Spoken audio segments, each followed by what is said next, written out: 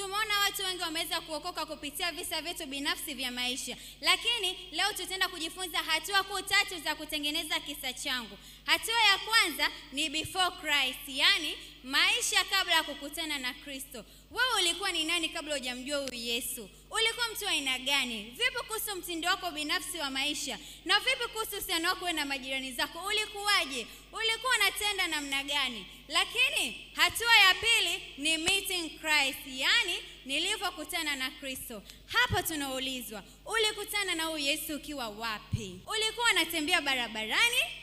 Au ulipata shida ya maana ndipo kumjua Yesu ni nani? Au ulimwona kwenye TV? Au ulimsikiliza labda kwenye radio? Hatua ya 3 ni after Christ. Hapa tunaacha yote. Ulikuwa ni nani huko kabla? I don't care.